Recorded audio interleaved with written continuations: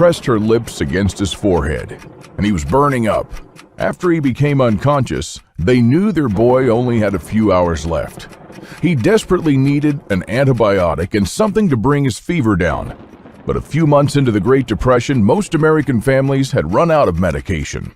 So his father rushed into the backyard desperately looking for a special kind of plant, one that has been used for generations long before penicillin was invented. Today, nobody knows about this lost skill, but I'm sure you'll recognize the plant because it's spread all over America and Canada. If tomorrow all the pharmacies ran dry and you didn't have any other way to fight an infection, knowing this one plant would be a godsend, and I'll tell you more about it in just a moment. But first, let me tell you why I'm even talking to you here today. That little boy was my father. If my grandfather hadn't known about this special plant, the infection would have surely claimed his son's life that very night. He made a tea from the plant. Then he cut the inner bark of a willow tree and made an infusion out of it. If you ever get a high fever, inflammation, or any kind of pain, just try it. It acts like a very powerful aspirin with enhanced pain-killing effects. In fact, the most important ingredient in aspirin is called salicylic acid, and it comes from the Latin word for willow tree, or salix. Now, you wouldn't think it, but our forefathers knew that you can also use it to preserve your canned goods from toxic bacteria.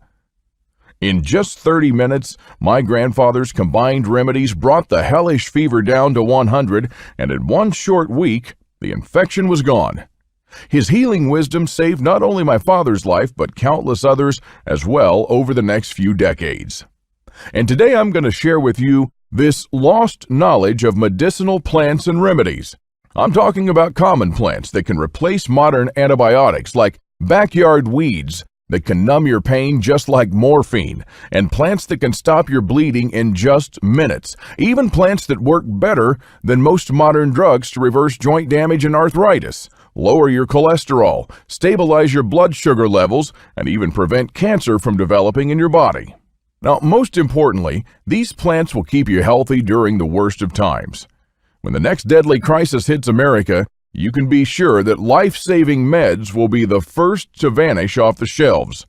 Your only hope is to treat yourself without them, so your backyard plants and common weeds can become your own medicine cabinet, and most of them are also edible and will keep you and your loved ones well fed, while other people will be cooking their leather shoes and belts. And let me tell you, when you haven't eaten for days and your immune system is at its weakest, it doesn't take much to put you in an early grave.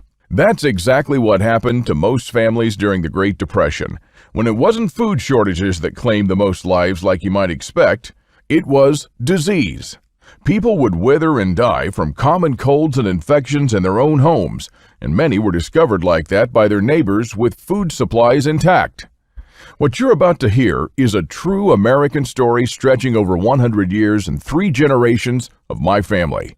It's something I've given a lot of thought to about sharing or not, as what I'm about to reveal is deeply personal. And I'm only doing it because this information will end up saving many American lives, and it could save yours as well.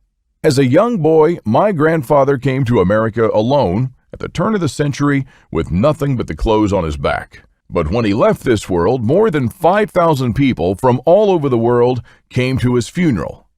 Our small town of Springfield didn't have enough hotels to accommodate them, so everybody offered a place to stay. And while I didn't know most of them, they all knew my grandfather. And believe it or not, you know my grandfather too.